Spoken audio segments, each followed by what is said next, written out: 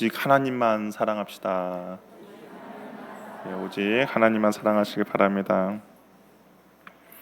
우리가 성경을 보면 특별히 바울 서신을 보면 전반부와 후반부로 나뉘어집니다.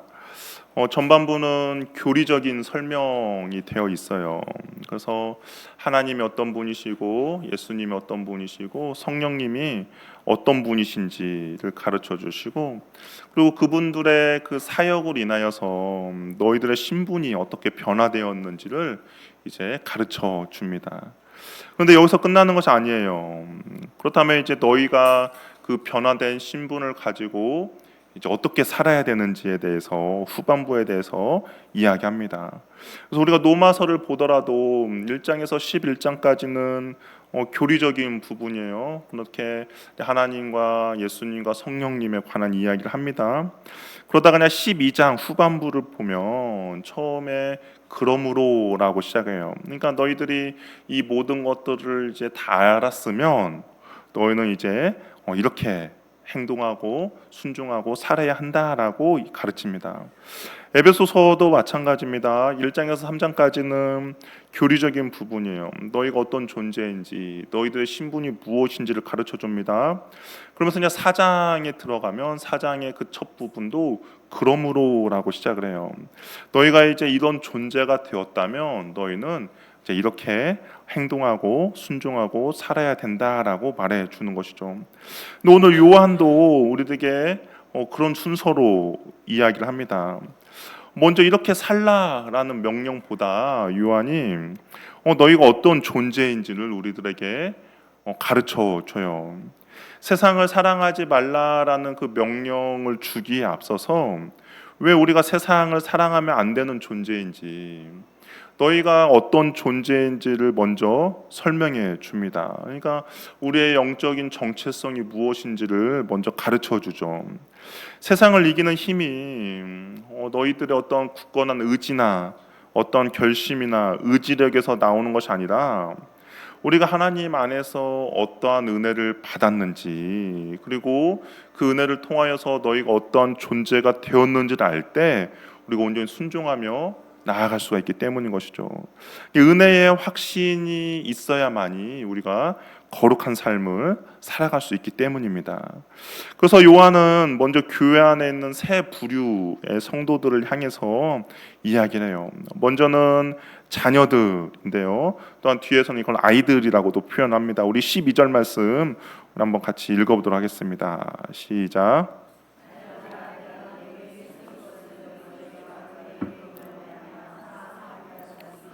요한이 교회에 있는 세 부류, 자녀들, 아비들, 청년들로 호칭을 하는데요.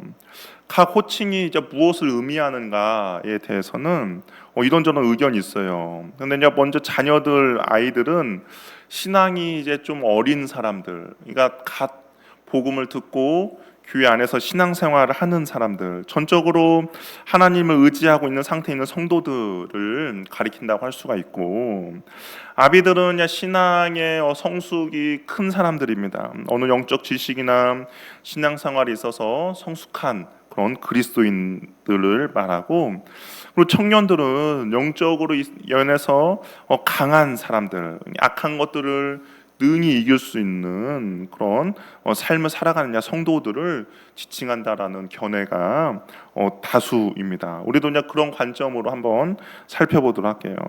먼저 자녀들, 아이들에게 요한이 말해줘요. 너희의 죄가 그의 이름을 말미암아 사함을 받았다라고 이야기합니다. 14절에는 아버지를 알았다라고 이야기를 하고 있는 것이죠. 그러니까 죄사함을 받았다는 지식과 하나님 아버지를 안다라는 것은 그리스도인으로서의 어떻게 보면 가장 기초적인 지식이죠. 만약에 이것을 부인한다거나 이것을 모른다면 하나님의 자녀가 될 수 없습니다. 우리가 예수님으로 인하여서 죄사함을 받았고, 그리고 온전히 하나님을 안다라고 했을 때 우리가 하나님의 자녀가 될 수 있는 것이죠. 그리고 여기서 죄사함을 받았다라는 표현이 어떤 과거의 한 시점에서만 받았다라는 것이 아니라 과거에도 유효하고 현재도 유효하고 미래에도 유효하다라는 겁니다. 그러니까 어제도 사함을 받았고 오늘도 사함을 받았고 내일도 사함을 받을 것이다라는 의미인 거죠. 예수님의 십자가 안에서의 죄 사함이 우리가 과거의 죄만 하나님께 사함을 받은 것이 아니라 과거와 현재와 미래의 모든 죄도 사함을 받았다라고 이야기를 하고 있습니다. 그렇기 때문에 우리는 더 이상 심판대 앞에 죄인이 아니죠. 하나님을 아버지라 부르는 자녀가 되었습니다. 우리가 주님의 말씀에 순종하며 나아가는 것이 어떤 용서를 받기 위해서, 어떤 구원을 받기 위해서 순종하며 나아가는 것이 아니라 이미 하나님의 자녀가 되었기 때문에 순종하며 나아가는 것이죠. 우리가 그 순서를 우리는 정확하게 기억을 합니다. 내가 하나님의 말씀을 지킴으로써, 내가 하나님의 말씀을 순종함으로써 구원을 얻는 방편이 아니라 이미 하나님께서 우리를 죄 사함을 주셨기 때문에 우리는 하나님의 말씀에 순종하고 우리는 하나님께 순복하며 나가는 것이죠. 이미 용서받았기에 순종하며 나가는 겁니다. 이것을 이제 자녀들과 아이들에게 말하고 있는 거예요. 이어서는 아비들에게 이야기합니다. 우리 13절 앞부분 보면 아비들아 내가 너희에게 쓰는 것은 너희가 태초부터 계신 일을 알았음이요 라고 말합니다. 이 알았다라는 것이 단순한 어떤 정보적인 지식, 단순한 지식이 아니라 인격적인 관계를 말합니다.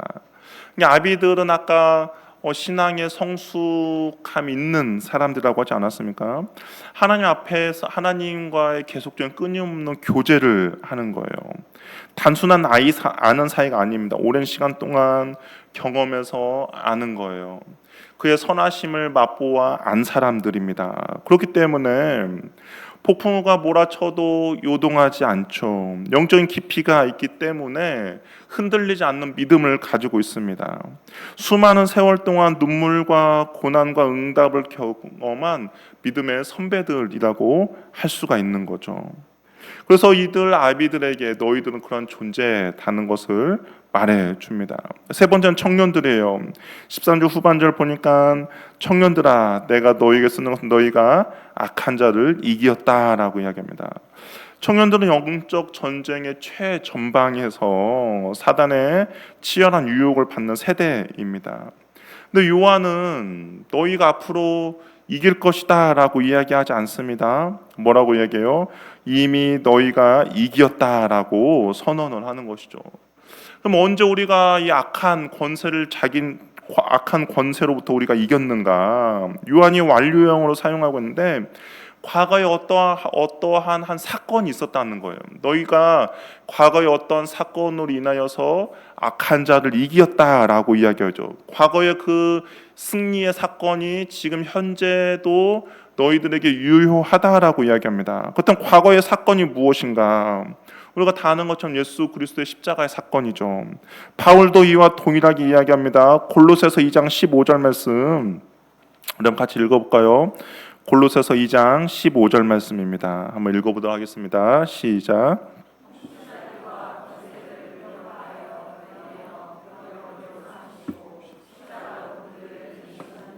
십자가의 사건으로 인하여서 너희가 승리했다라고 이야기합니다. 그러니까 그리스도의 승리는 우리가 예수 그리스도를 믿을 때 모든 성도들에게 적용되는 말씀이죠. 그래서 구원받은 성도는 그리스도께서 승리하신 그 승리를 계속해서 누리며 살아가는 겁니다. 근데 14절을 보면 이 승리의 비결에 대해서 알려줘요.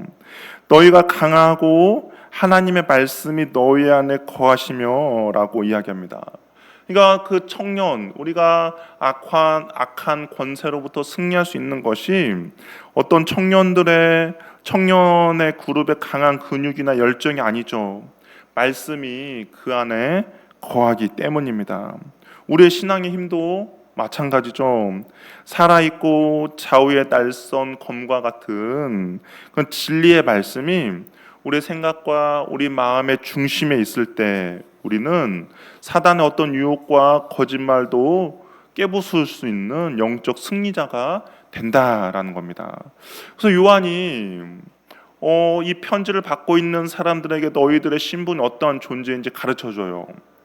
우리가 세상과 싸울 수 있는 힘, 세상을 거스를 수 있는 용기는 바로 우리가 그리스도 안에서 누구인지를 아는 데서 출발하기 때문입니다. 우리는 죄의 노예가 아니죠. 죄 사함을 받은 하나님의 자녀들입니다.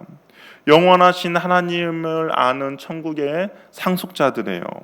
진리의 말씀을 가지고 있는 자들입니다. 그렇기 때문에 우리는 사단으로부터 온전히 승리할 수 있고 사단의 유혹으로부터 그 유혹을 뿌리칠 수 있는 존재라는 것이죠. 기독교 삶은 승리하기 위한 몸부림이 아니라 이미 예수 그리스도의 십자가로부터 승리하신 그 승리로부터 출발하는 종교라는 거죠. 그러면 우리에게 이제 이런 질문이 생겨요. 예수님의 십자가로부터 우리가 승리를 했습니다. 그렇다면 우리의 삶은 이제 어떻게 살아야 되는가? 승리자의 삶은 어떠한 모습을 나타내야 하는가? 하나님이 처음부터 모든 것들을 끝까지 다 이루셨으니까 난 아무것도 안 하고 그냥 가만히 있으면 주님이 오실 때까지 기다리며 살면 되는가에 대한 질문이 생기는 거죠. 그런데 요한은 아니다라는 거예요. 우리가 어떤 사람인지 알았다면 이제 그 신분에 걸맞는 삶을 살아야 한다라고 이야기를 합니다. 그래서 요한이 우리에게 이렇게 권면해요. 우리 15절 말씀 우리 한번 같이 읽어보도록 하겠습니다. 15절 읽어볼게요. 시작.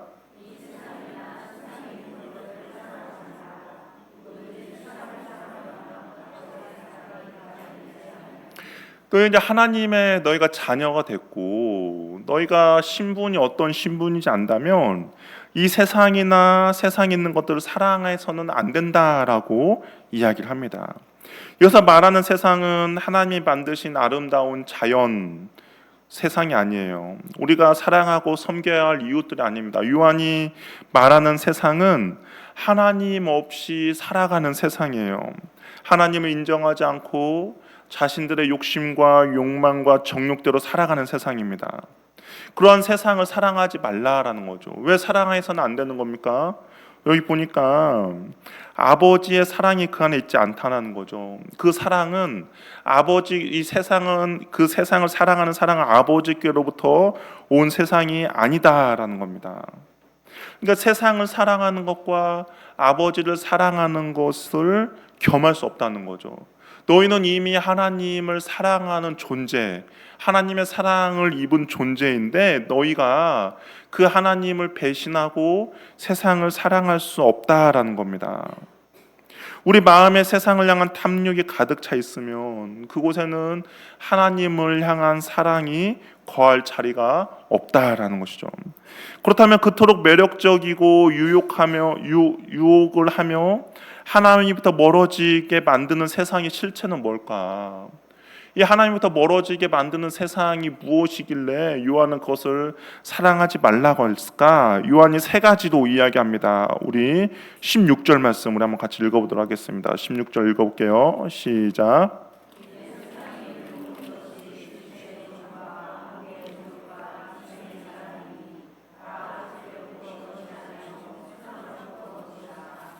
요한이 세상을 장악하고 있는 것 세 가지를 이야기합니다. 요한이 믿는 신자들을 세상이 유혹하는 방법 세 가지를 이야기하는데 그것은 육신의 정욕, 안목의 정욕, 이생의 자랑이라는 거예요. 근데 이것을 가만히 보면 창세기 3장 사단이 아담과 하와를 유혹할 때 썼던 그 방법과 유사하다는 것이죠. 그 아담과 하와 안에 있는 정욕적인 부분, 하나님처럼 되고 싶고 감각적인 부분을 유혹했죠. 또한 그 선악을 알게 하는 열매를 보게 함으로써 그것에 대한 유혹, 끌림을 갖게 하셨죠. 또한 자신들이 하나님처럼 되고자 하는 그 욕망을 건드렸죠. 육신의 정욕과 안목의 정욕과 이생의 자랑은 그 사단이 아담과 하와를 유혹했던 그 원초적인 방법이 그대로 세상 안에서도 여전히 유효하게 작동이 되고 있다라는 겁니다. 그러면 육신의 정욕은 뭔가? 육신의 정욕은 자기 중심적인 욕망입니다. 육신의 필요만을 추구하며 살아가는 거예요. 근데 우리는 하나님의 자녀된 우리는 육신의 필요만을 추구하며 살아가는 존재가 아니거든요. 우리는 하나님 영적인 것을 사모하며 나아가는 존재가 되어야 하는데, 근데 육신만 추구하며 살아가도록 만드는 겁니다. 한 신학자는 이 육신의 정욕에 대해서 이렇게 정의를 했어요. 육신의 정욕이란 감각에 지배되어 사는 삶을 말한다. 음식을 절제하지 못하고 탐식하며 사치에 빠지고 쾌락의 노예가 되며 도덕적인 면에서 느슨하고 욕정적이며 재물 사용에 있어서 이기적이고 영적인 문제에는 무관심하되 세상적 물질적 욕심을 충족시킨 데 열을 올리는 삶이 그것이다 라고 이야기해요. 그러니까 육체적인 감각, 육체적인 쾌락으로만 추구하며 그것만 위해서 살아가는 그 삶이라는 것이죠. 그러니까 육신의 정욕은 하나님의 계명을 잊게 만들고 영적인 것을 아예 사모하지 못하게 만들며 그리고 하나님과 무관하게 살아가도록 만드는 거라고 이야기를 합니다. 어떤 면에서 이것은 어떤 면 아주 추악한 것라기보다는 그냥 단순해요. 그냥 하나님을 잊어버리게 살아가도록 만드는 거죠. 하나님의 말씀과 상관없이 살아가도록 만드는 거예요. 내 욕심과 내 욕망만 채우다 보면 어떻게 합니까? 다른 사람의 필요에 무관한 삶을 살게 만드는 거죠. 나만 만족하면 되는 거예요. 나만 기쁘면 됩니다. 나만 쾌락을 누리면 되는 거죠. 개인적인 감각입니다. 이런 것들만 추구하며 나아가다 보니까 하나님과 전혀 상관없이 살아가게 되고 하나님의 말씀에 따르는 불순종하는 삶을 살아가게 되는 것이죠. 육신적인 정욕만 쾌락만 추구하는 사람이 주일날에 나와서 예배드리는 것도 불가능해지겠죠. 왜냐하면 내 시간이 아까운데 이것을 왜 예배드리러 나옵니까? 육신의 정욕만을 추구하며 살아가는 사람이 나보다 불우한 이웃들을 돌아보지 않겠죠. 왜냐하면 나의 배를 채우기도 힘든데 그것을 내가 어떻게 다른 사람에게 나눠주며 사는 삶을 살겠습니까? 육신적 쾌락만을 추구하는 사람에 있어서 기도도 전혀 하지 않겠죠. 기도하는 시간도 아까울 뿐입니다. 그것이 육신의 정욕을 추구하며 살아가는 세상의 모습이라는 것이죠. 우리를 감각적인 쾌락만 쫓다가 영적으로 무감각하게 사는 삶을 사는 겁니다. 이 사람에게 있어서 신앙생활은 어떤 진리를 쫓고 추구하는 것이 아니라 그냥 하나의 액세서리로서의 신앙생활인 거예요. 다른 사람이 그 신앙생활하는 것으로부터 그 사람의 인격을 높게 평가해주고 도덕성을 좋게 평가해주는 하나의 액세서리 수단으로 신앙생활을 하는 것이지 하나님 앞에 진정으로 예배하며 하나님을 경배하기 위한 삶은 아니다라는 겁니다. 이것이 육신의 정욕을 추구하는 사람의 모습이라는 것이죠. 두 번째는 안목의 정욕입니다. 이것은 육체적이건 관념적인 건 눈으로 보는 것을 도구로 삼아 만족을 추구하며 욕구를 충족시키며 살아가는 삶을 이야기합니다. 성경은 분명히 보는 것으로부터 조심해야 한다라고 이야기해요. 왜냐하면 보는 것으로 죄의 통로가 될 수 있기 때문입니다. 아간이 여리고성의 물건을 훔칠 때 그가 처음에 왜 물건을 훔쳤는가 보고 탐을 내었다라고 되어 있어요. 다윗이 밧세바를 가늠했을 때 무엇인가 처음에 보았다라는 것이죠. 이런 눈의 유혹을 알았던 욥이 이렇게 고백했습니다. 내가 내 눈과 약속하였나니 어찌 처녀에게 주목하랴. 자신은 이 눈으로부터 자신 안에 있는 정욕과 욕심과 본성을 불을 듯이 일으키는 그 통로가 되기 때문에 자신의 눈을 지키기로 다짐했다라는 겁니다. 주님께서도 이렇게 이야기하죠. 나는 너희에게 이르노니 음욕을 품고 여자를 바라보는 마자 마음에 이미 간음하였다라고 이야기합니다. 그러니까 그런 음욕을 품고 바라봄으로써 내 안에는 욕심과 욕망이 불을 일어나고 그리고 그것이 하나가 됐을 때 우리는 실천하며 나갈 수 있기 때문인 것이죠. 그냥 보는 것이 아닙니다. 정욕을 품는 것이죠. 이것이 바로 안목의 정욕에 해당되는 거예요. 근데 여기뿐만 아니죠. 우리가 살고 있는 세상은 어느 시대보다 눈으로 우리를 유혹하는 세상입니다. 텔레비전과 컴퓨터와 스마트폰과 태블릿들이 우리를 보며 또 보게 만드는 거예요. 하루 종일 보게 만듭니다. 아까 육신의 정욕이 영적인 거로부터 무관심하게 만든다고 이야기하지 않았습니까? 안목의 정욕도 마찬가지죠. 우리가 보고 봄으로써 어떻게 합니까? 우리 영적인 것들로부터 우리를 점점 멀어지게 만드는 것이죠. 우리가 그런 것들로 봄으로써 정작 봐야 할 것들을 보지 못하게 하죠. 우리가 그런 것들로 봄으로써 정작 들어야 할 것들을 듣지 못하게 만듭니다. 문제는 무엇을 보는가죠. 보는 것으로 우리의 마음이 빼앗기죠. 우리도 하여금 봄으로써 불행하다라고 느끼게 만듭니다. 무슨 말이냐? 남들이 가진 것들을 봄으로써 상대적으로 나는 박탈감을 느껴요. 나는 저것이 없는데 라고 생각하죠. 이미 하나님께서 우리에게 주시는 그 풍성한 것들을 내가 가지고 있음에도 불구하고 다른 사람이 갖고 있는 것을 내가 가지지 못한다는 것을 봄으로써 상대적인 박탈감을 느낌으로써 하나님께 서운한 마음을 들게 만드는 것이죠. 내가 저것을 소유하게 되면 행복할 것이라고 생각합니다.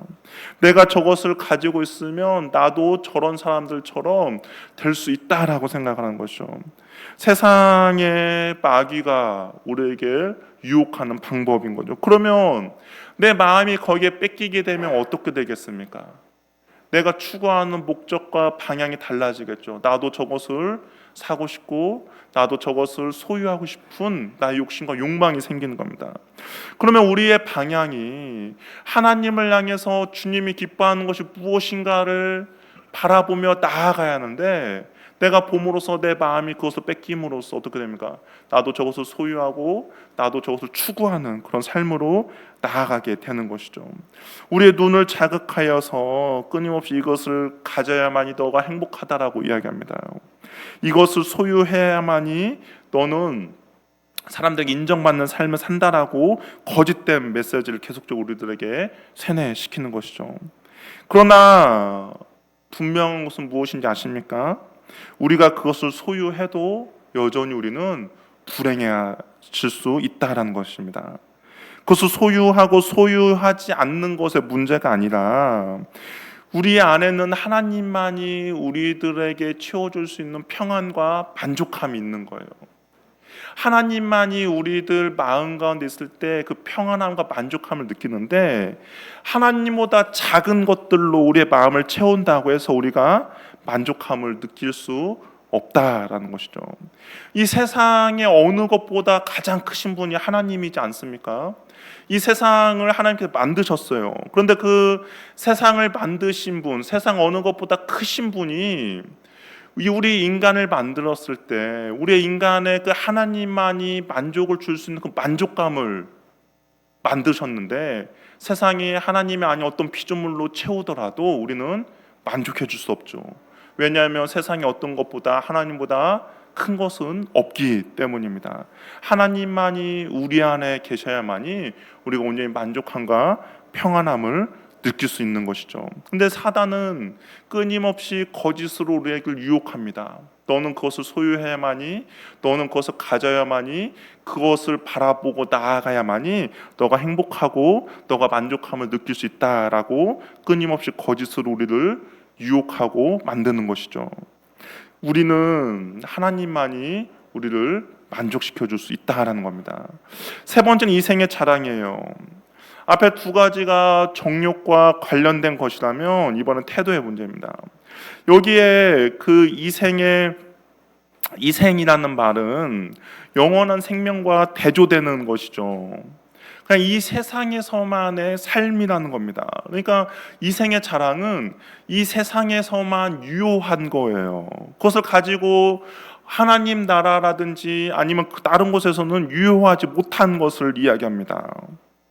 그럼에도 불구하고 그것을 자랑하고자 한다라는 것이죠. 여기서 말하는 이 세상에서 무엇을 가졌느냐, 자랑하냐의 문제죠. 야고보서는 이것을 무엇이라 표현했느냐, 허탄한 자랑이라고 말했습니다. 그러니까 아무 의미 없는 자랑이라는 것이죠. 사람이 자랑하는 것은 그가 무엇을 소중히 여기는지를 보여주는 그런 시금석입니다. 그의 가치관이 그 안에 담겨 있기 때문인 거죠. 그래서 그것을 쫓는 인생이 되도록 만듭니다. 자랑하는 것을 추구하며 살아가도록 하는 거예요. 내가 어떤 출신인지, 내가 어떤 학력을 가졌는지, 내가 어떤 직업을 가졌는지, 내가 어떤 명성이 있는지, 어떤 지위가 있는지 사람들에게 인정받으며 살아가려고 하는 것이죠. 그런데 거기에 중요한 것은 하나님의 인정이 아니다라는 겁니다. 사람들의 인정을 추구하며 노력하며 살아가는 것이죠. 한번 생각해 봅시다. 우리가 아무리 많은 사람들의 인정을 받고 사람들의 추앙을 받고 사람들의 칭찬을 받는다 하더라도 과연 그것이 하나님께서 인정해 주지 않는다면 어떤 의미가 있습니까? 내가 죽을 때, 내가 죽어서 관에 누워 있는데 사람들에게 칭찬과 존경과 그런 거 받는 것이 내 관에 놓여 있다 하더라도 하나님이 이 땅을 살아가면서 나를 전혀 인정해 주지 않았다면 그것이 우리가 죽음 이후에 과연 어떤 의미가 있겠습니까? 그것이 나에게서 내가 죽음 이후에 과연 그것이 어떤 의미를 가지고 나를 어떻게 세우겠습니까? 그러나 우리 이 땅에서 사람들에게 인정받지 못할 수도 있죠. 사람들에게 칭찬을 받지 못할 수도 있습니다. 정말 사람들이 내가 있는 존재조차 모를 수도 있어요. 그런데 하나님의 한평생 인정을 받으며 하나님의 칭찬을 받은 사람이 그 죽음 이후에 그 하나님의 칭찬과 하나님의 인정이 하늘나라에서도 별처럼 빛나는 그런 상이 된다라는 것이죠. 세상은 우리에게 속삭여요. 이것을 가지면 너가 행복할 것이다 이야기합니다. 이것이 너의 가치를 높아줄 것이라고 이야기해요. 사람들의 평판도 달라질 것이라 말합니다. 그러나 요한은 단호하게 이야기합니다. 다 하나님께로부터 온 것이 아니다. 세상으로부터 온 것이라고 이야기해요. 세상으로부터 온 것은 요한의 표현은 마귀로부터 사단으로부터 온 것이라는 것이죠. 우리의 영혼을 절대로 만족시켜 줄 수 없다라고 이야기를 합니다.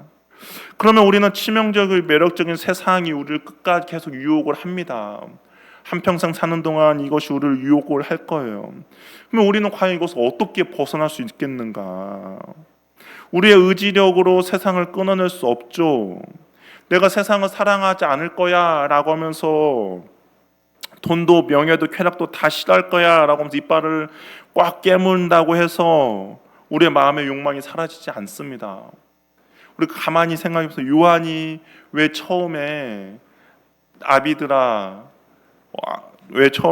자녀들아, 아비들아, 청년들아 이야기했습니까? 너희들 신분을 이야기한 거잖아요. 이미 너희들이 하나님 안에 그런 사랑이 있음을 강조를 하고 있습니다. 무슨 말이냐?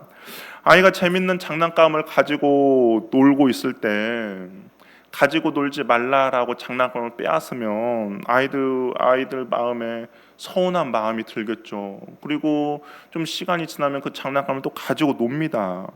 뭐 가지고 놀지 말라고 해서 아이들이 안 가지고 노는 건 아니죠. 그런데 어떻게 아이들이 그 장난감을 시시하게 생각하게 만드느냐? 무엇입니까? 더 재밌고 더 귀하고 더 좋은 것을 쥐어주면 되는 것이죠. 그러면 시시해서 그 장난감을 가지고 놀지 않습니다. 우리가 세상의 정욕과 욕심과 욕망으로부터 벗어나는 방법은 세상과 비교할 수 없을 만큼 더 아름답고 더 찬란한 것으로 우리의 마음을 채워 나가는 것이죠.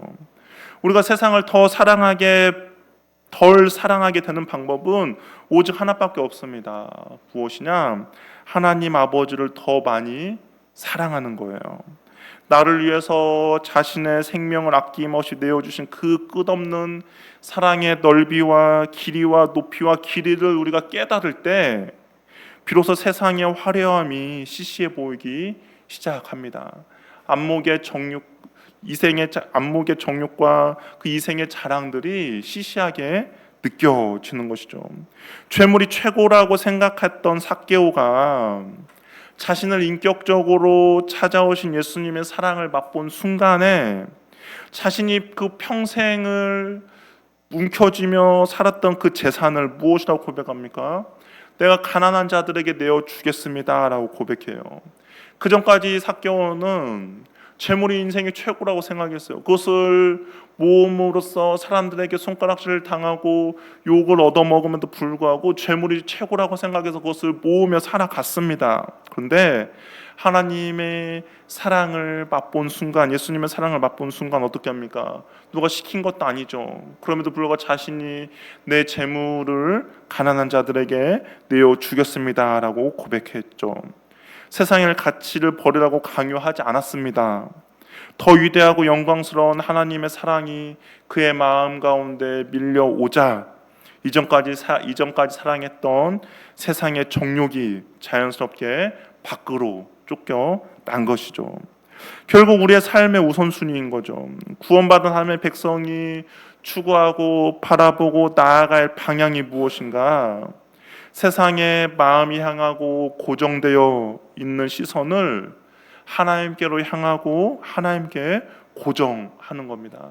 하나님의 그 사랑이 얼마나 크고 놀라운지를 깨닫고 아는 거예요. 그럴 때 우리의 마음이 더 이상 세상의 정욕과 그 세상이 주는 것으로 감각적인 것과 쾌락적인 것이 아니라 영적인 것이고 선한 것으로 우리의 마음이 향하게 된다라는 겁니다. 그러면서 요한이 이렇게 이야기하죠. 우리 17절 말씀 한번 읽어보도록 하겠습니다. 시작.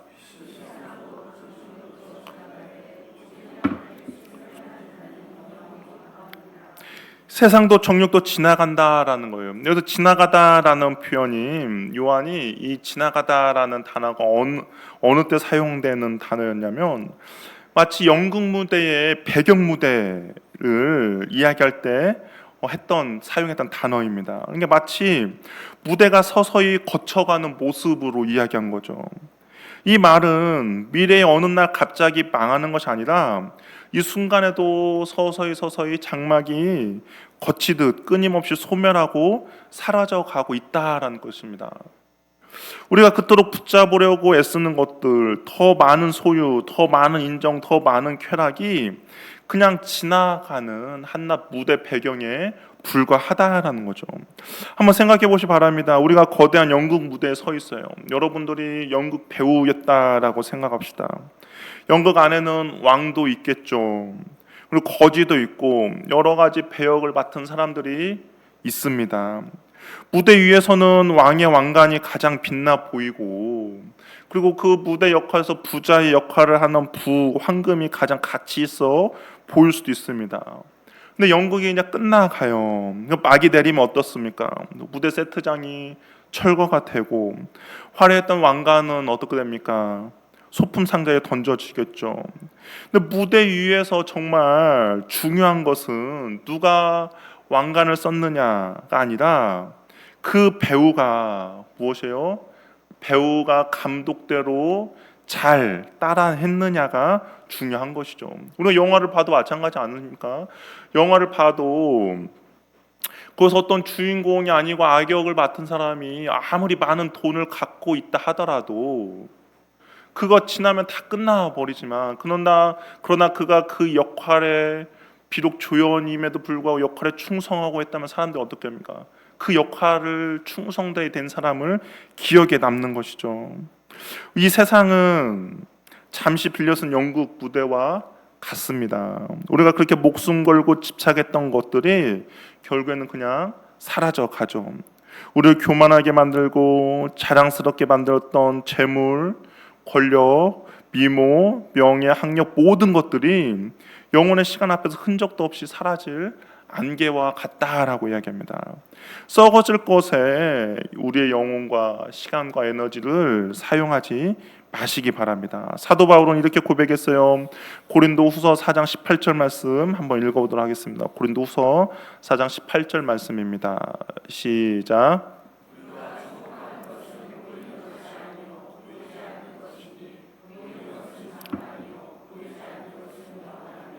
우리가 주목해야 될 것, 우리가 마음 써야 될 것, 우리가 관심 가져야 할 것은 이 땅에 눈에 보이는 것들이 아니다라는 겁니다. 우리에게 필요한 것은 무엇이냐? 보이지 않는 것, 영원한 것에 우리의 마음과 우리의 신경을 써야 한다는 것이죠. 요한이 말하는 거예요. 이 세상도 그 정욕도 다 지나가되 오직 하나님의 뜻대로 행하는 것, 그것만이 영원히 남는다라는 겁니다. 마지막 날에 절대 무너지지 않고 영원히 빛나는 삶이 있습니다. 바로 하루하루의 일상 속에서 자기의 정욕을 부인하고 하나님 아버지의 뜻에 순종하며 살아간 성도의 삶이라는 것이죠. 육체의 정욕과 쾌락만을 위해서 살아가는 그 성도의 삶이 아니라 그 자기의 정욕을 부인하면서도 하나님 아버지의 뜻대로 순종한 그것만이 남는다라고 이야기합니다.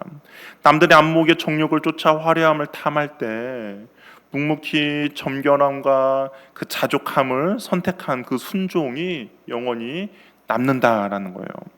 남들이 인생의 자랑을 위해 약자를 짓밟고 올라설 때 그리스도의 사랑으로 낮아져서 이웃을 섬기고 눈물로 닦아준 그 사랑이 영원히 남는다라는 겁니다. 십자가에서 확증된 아버지의 사랑을 깊이 깨닫고 오늘 내게 주어진 삶의 자리에서 이웃을 사랑하며 빛과 소금으로 살아가는 것, 그것만이 하나님이 기억하는 삶이다라는 것이죠. 마지막 우리가 하나님 앞에 서게 될 때 하나님이 알아주시고 인정해 주시고 칭찬해 주시는 삶을 사시길 바랍니다. 이 땅에 사는 동안 많은 사람이 칭찬해 주고 사람들이 인정해 주며 많은 사람이 부러워하는 모든 삶은 결국에는 다 사라져 버리고 남지 않는 그런 삶이라는 것이죠. 세상을 사랑하지 않고 오직 하나님의 뜻을 행함으로 영원히 하나님 안에 거하며 하나님에게 기억될 만한 그러한 것들을 남기시는 저와 여러분이 되기를 바랍니다. 그것을 가지고 우리가 주님 앞에 서는 거죠. 내가 이 땅을 살아가면서 아무리 많은 재물이 있고 아무리 많은 명예를 얻고 아무리 많은 명성을 얻다 하더라도 그것을 가지고 주님 앞에 서는 것이 아니라 비록 이 세상에서는 초라하고 별 볼 일 없지만 그럼에도 불구하고 주님의 말씀에 끝까지 순종하고 그럼에도 불구하고 주님의 그 말씀을 따라 내가 이웃을 사랑하며 나아갔던 그 순종과 사랑을 가지고 주님 앞에 서게 되는 것입니다. 저 여러분들이 주님 앞에 양손에 가득한 주님의 그 사랑과 은혜를 가지고 설 수 있는 저와 여러분이 되기를 바랍니다. 우리 자리에서 일어나셔서 우리 함께 찬양하며 기도하도록 하겠습니다.